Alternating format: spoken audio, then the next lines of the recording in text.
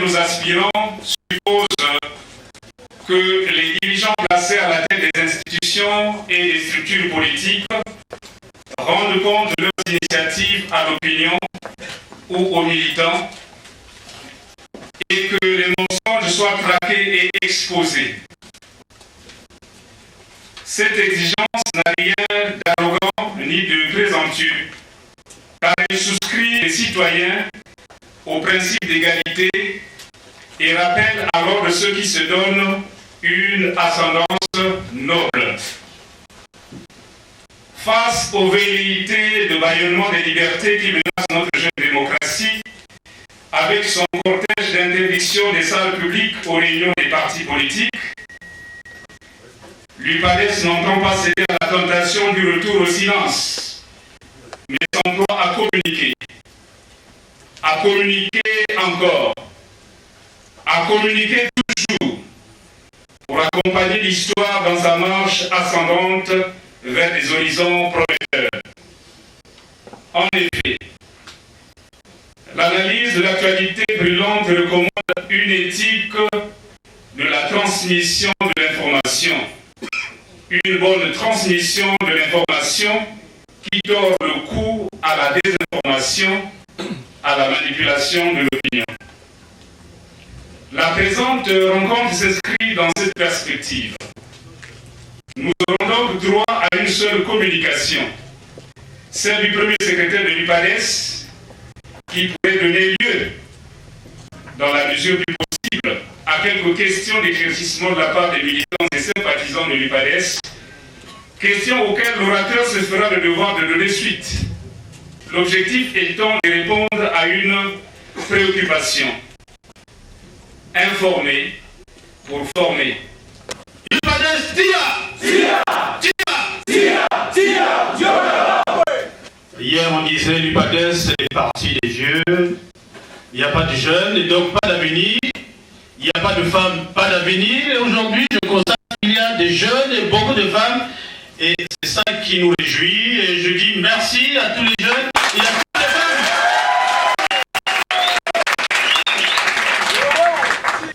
Avant tout, je voulais vous dire toute notre préoccupation.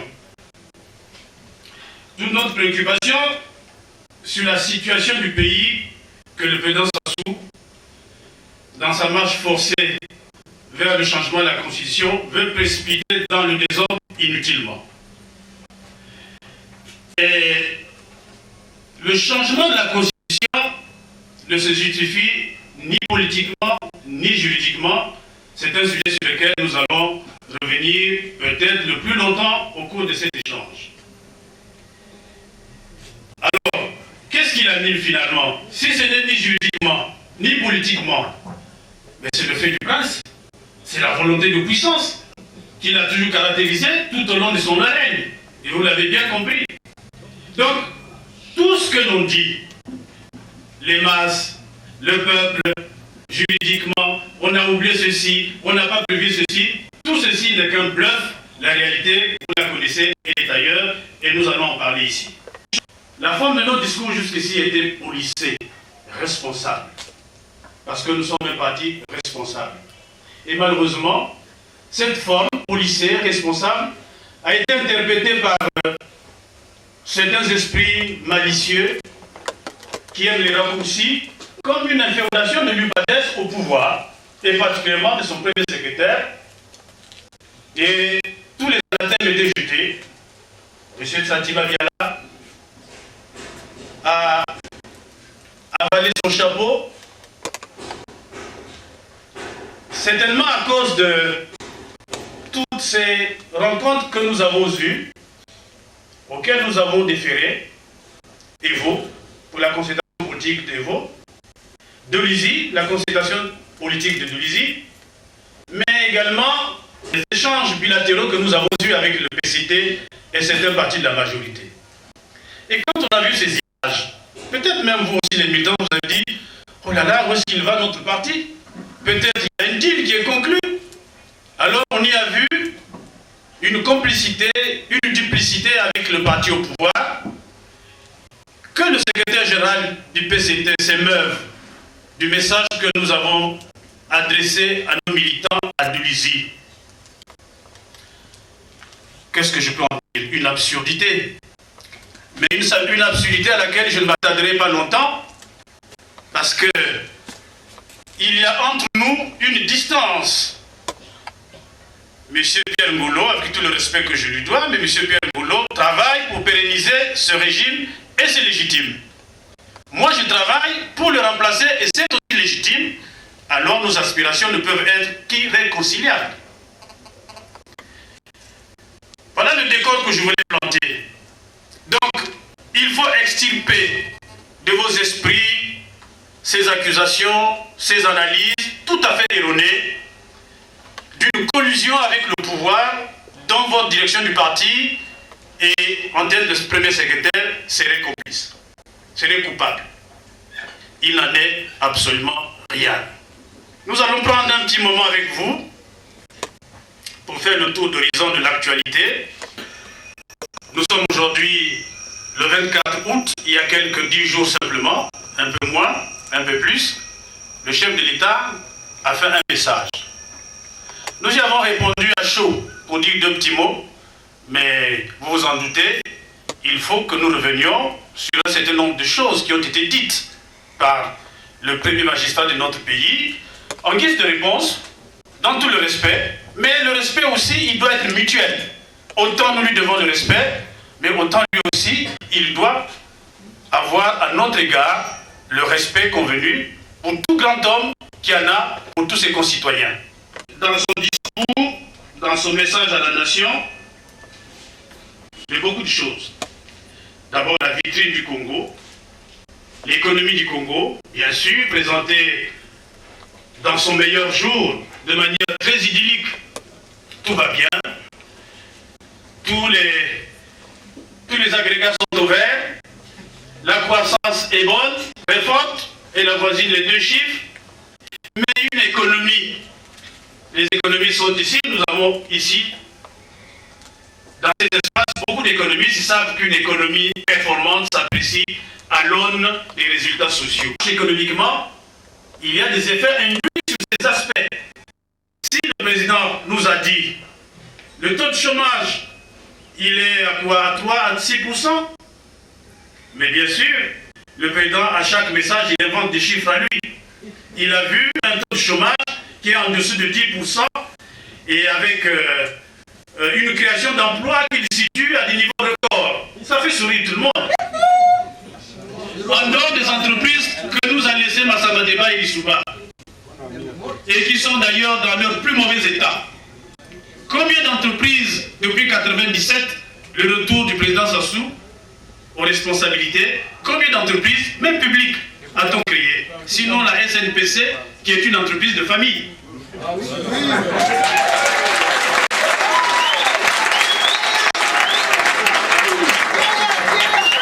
La croissance dont il se prévaut, la croissance, oui, une très forte croissance, mais une croissance qui est portée par ce que vous savez, le pétrole. Mais le pétrole participe à hauteur de plus de 85% dans ce produit intérieur brut. Voilà l'économie que l'on peut monter. Donc quand on enlève le pétrole, les mines solides, peut-être les impôts, les taxes, toutes sortes, mais nous ne reconnaissons plus l'économie, il n'y a plus d'économie, puisqu'une économie elle est productive. Il faut qu'elle produise les biens et les services, et c'est ça qui fait justement la grandeur, la force économique d'un pays. Or de tout cela, rien.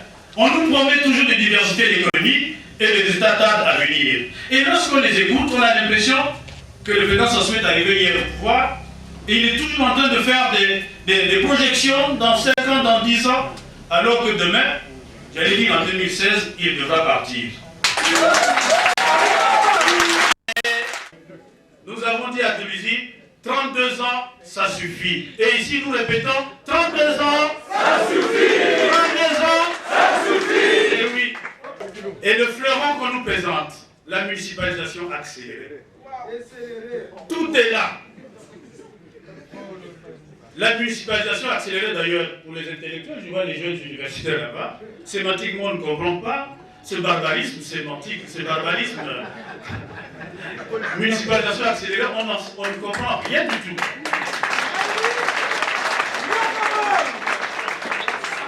Tout au plus, nous savons municipaliser, c'est transformer une zone rurale en cité urbaine. Mais quand on regarde la municipalisation, ça va au-delà de tout ça. Il faut non seulement construire des villes, assurer, paraît-il, un développement régional intégré, mais au résultat, nous sommes encore, en tout cas, en train d'attendre les résultats de la municipalisation accélérée. Mais disons quelques mots sur la municipalisation accélérée. Nous avons fait la décentralisation. Et vous savez que la décentralisation, c'est votre chef, c'est votre président qui est le premier à lancer l'idée de la décentralisation au Congo. Il a appelé la régionalisation. C'est lui le père de la décentralisation qui a été dévoyé, reprise évidemment par les gouvernements successifs, mais dévoyé aujourd'hui parce que toutes les bonnes intentions qui sont même prescrites dans la Constitution ne sont pas respectées. Et la municipalisation accélérée, justement, est un frein à la décentralisation. Mais personne ne pouvait croire que le président Sassou accepte la décentralisation, lui qui est plus jacobin que Napoléon, que Louis XIV ne pouvait pas accepter la décentralisation. Parce que jamais un pouvoir n'a été aussi centralisé, c'est-à-dire tout est concentré à Brazzaville. Or, la décentralisation, c'est justement que les collectivités locales se prennent en charge, assurent le développement local. Construire une école, construire un petit dispensaire, construire un centre intégré, c'est quand même pas la direction générale des grands travaux, c'est ça justement le travail des collectivités locales. Et on a détourné justement la pensée décentralisatrice au profit d'une formule ramassée qu'on appelle la municipalisation accélérée. Vous y avez compris quelque chose?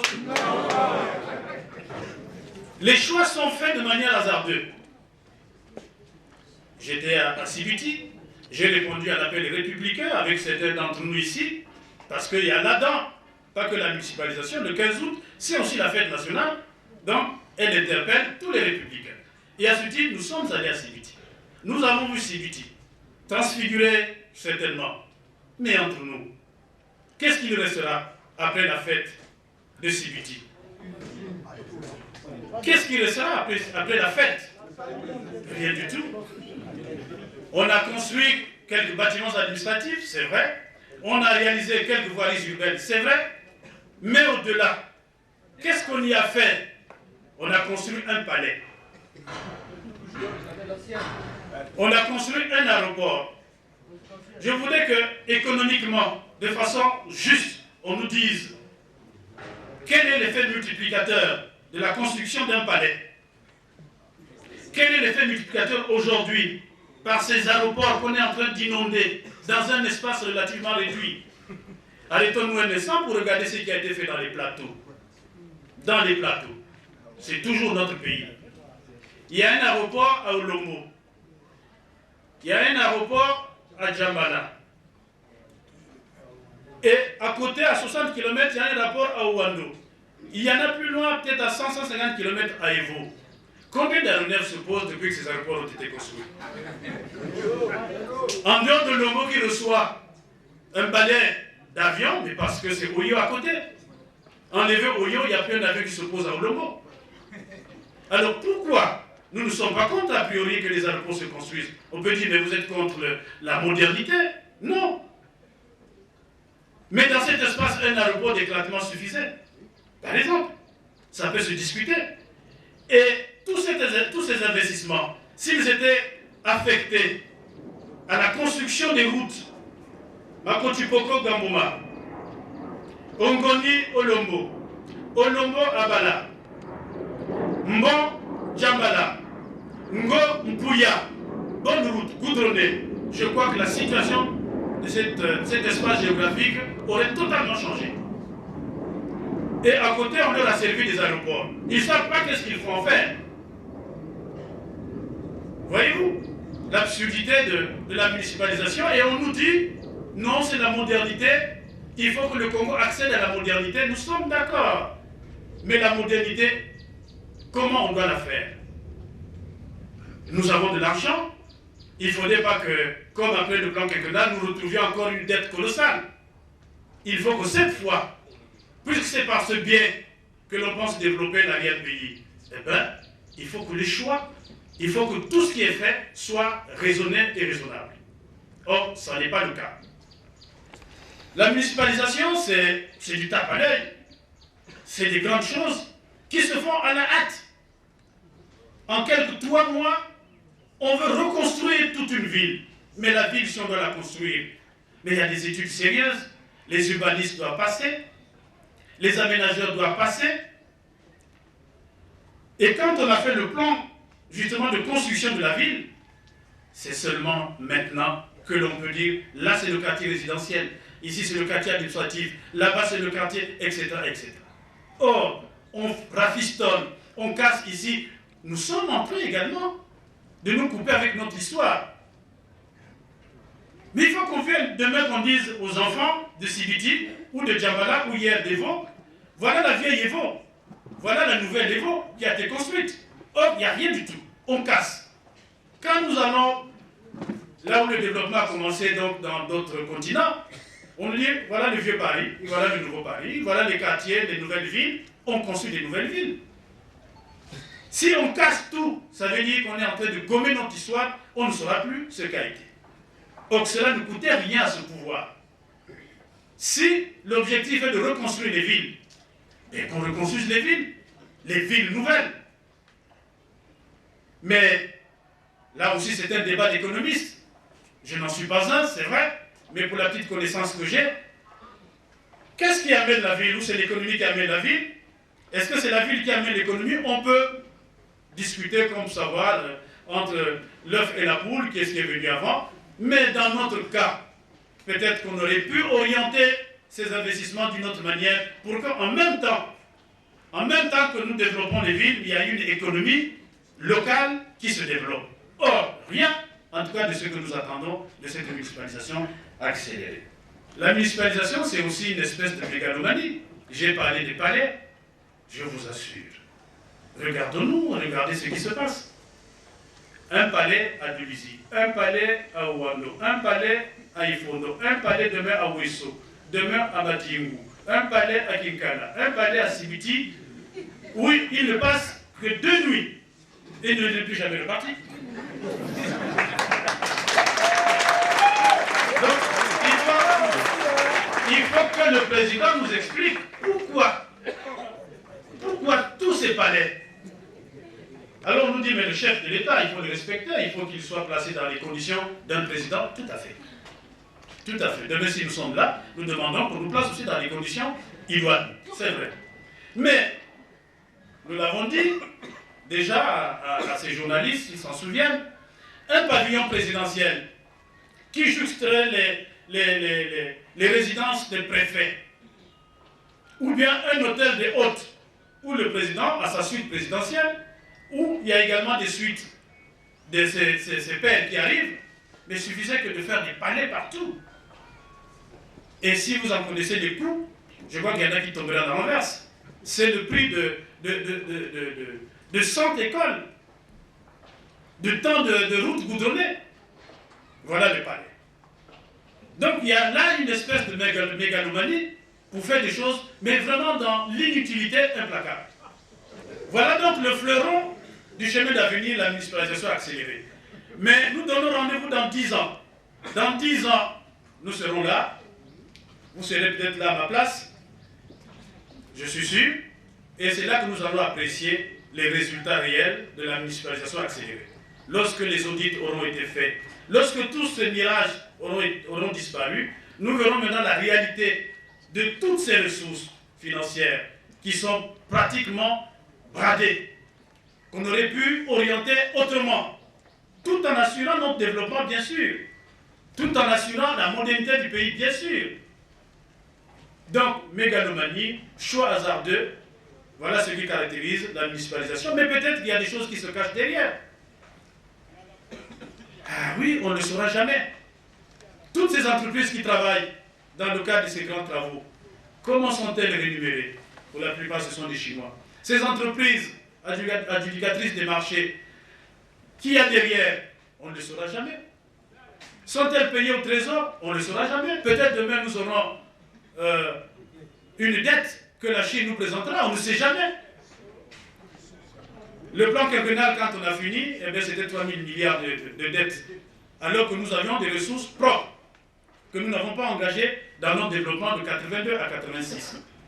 Et peut-être que la municipalisation aussi se cache derrière elle un lourd endettement que les opérateurs actuels, chinois ou autres, nous présenteront bien un jour, puisque n'importe comment, en 2016, ou comme il voudra, mais il partira le président Sassou.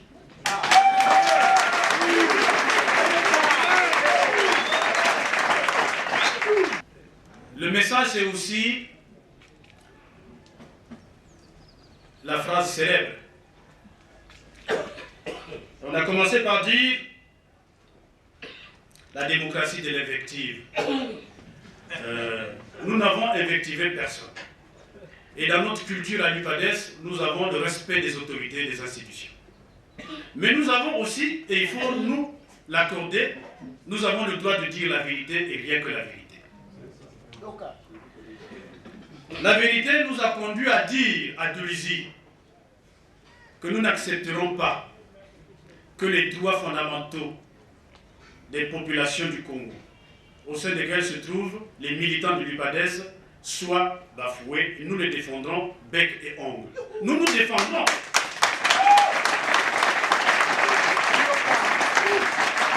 Et nous avons utilisé une expression que vous connaissez.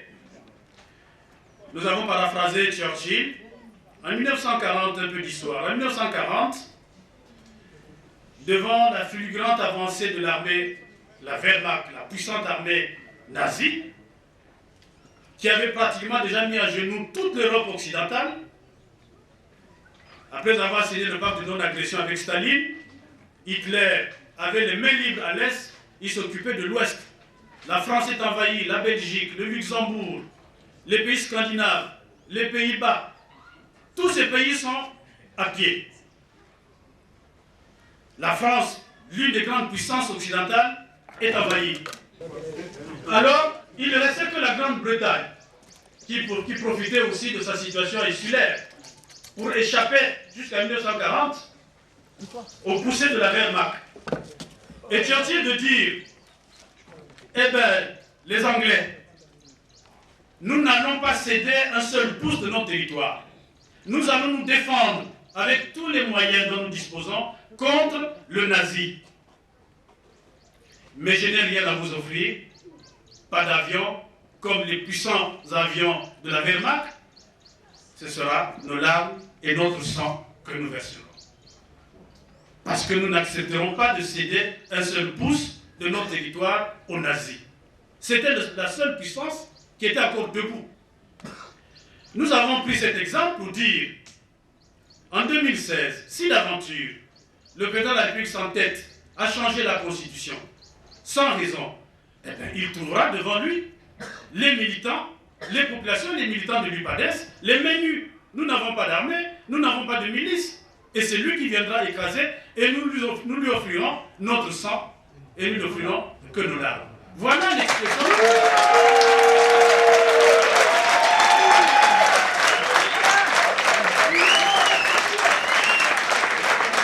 Je voulais que l'on comprenne bien le contexte dans lequel cette phrase a été prononcée par Churchill en 1940 et le contexte dans lequel nous l'avons utilisée à Dolisie.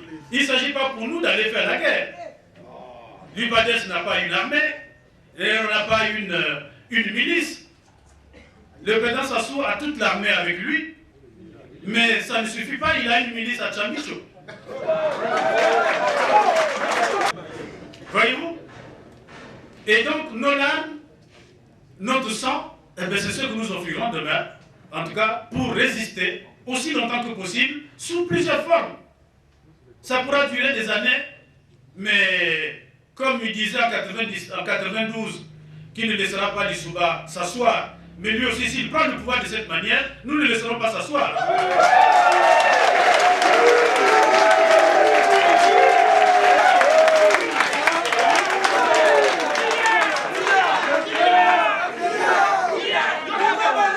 Je répète, si dans ces conditions contestables, le changement de constitution, pour qu'il se maintienne après 2016, comme il nous a dit en 92, nous aussi nous ne le laisserons pas travailler pendant ce mandat.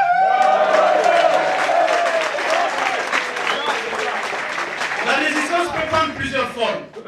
Elle peut être active, elle peut être passive. Dans tous les cas, si elle n'est pas active, elle sera insidieuse, mais nous l'empêcherons de travailler sereinement.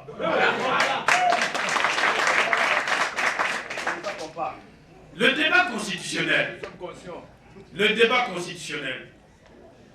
un débat inutile. Le président Sassou, que l'on dit être un homme de parole, ce sont ses qualités premières. Un homme d'honneur. Que d'écrits sur lui, François Soudan, notamment, qui a écrit un livre sur l'homme Sassou, homme d'honneur, homme de parole. Lui qui a dit que je respecterai la Constitution. Lui qui a prêté serment. Et aujourd'hui, non, le serment, il ne le regarde même pas. Non, ce serment n'a jamais existé. Et un éminent juriste du pouvoir a dit, oh, ce qui vaille pour nous, ce n'est pas les serments constitutionnels. Si le serment avait été fait au Nzobi, c'est celui-là qu'on respecte.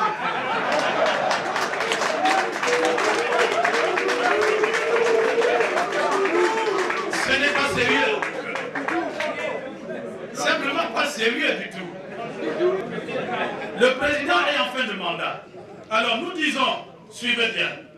Parce qu'il faut que nous ayons aussi des arguments.